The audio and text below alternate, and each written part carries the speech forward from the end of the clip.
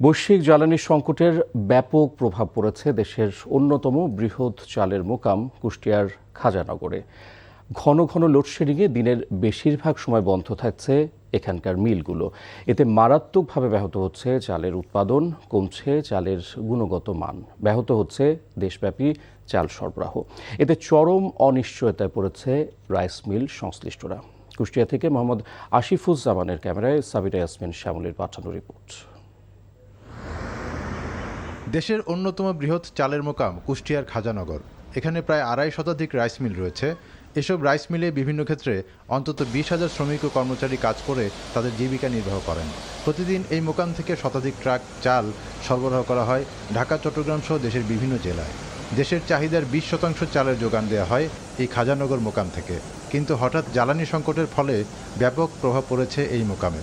ঘন ঘন লোডশেডিংয়ে দিনের বেশিরভাগ সময় বন্ধ থাকছে এখানকার মিলগুলো। বিদ্যুতের যদি ঘাটতি থাকে তাহলে কিন্তু সারা দেশেই ব্যবসায় খাদ্যের একটা বড় একটা ঘাটতি পড়ে যাবে। জ্বালানি তেলের দামের বৃদ্ধির কারণে এখন আমাদের সব গাড়িতে ভাড়া বৃদ্ধি পাচ্ছে। খাজানগর চালের মোকামে উৎপাদন কমে যাওয়ার প্রভাব পড়েছে চাতাল শ্রমিক ও কর্মচারীদের উপরও।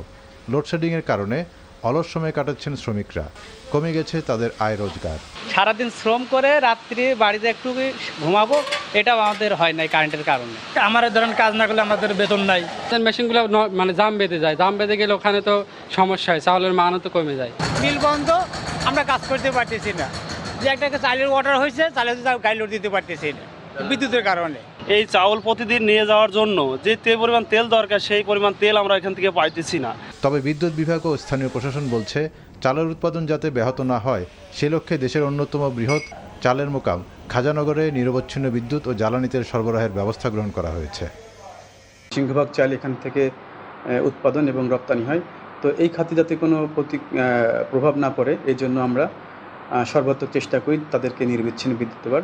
মিল মালিকদের চাহিদার প্রেক্ষিতে আমরা তাদেরকে জেনারেটরের জন্য তেল সরবরাহ করার জন্য পাম্পগুলোকে চিঠি দিয়েছি। এই চিঠির প্রেক্ষিতে মিল মালিকগুলো তাদের চাহিদা অনুযায়ী তেল পাচ্ছে। কুষ্টিয়ার খাজানগরের চালের মোকামে অস্থিরতা দেখা দিলে এর প্রভাব পড়ে সারা দেশে।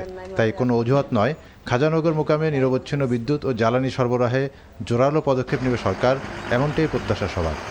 NTV news desk.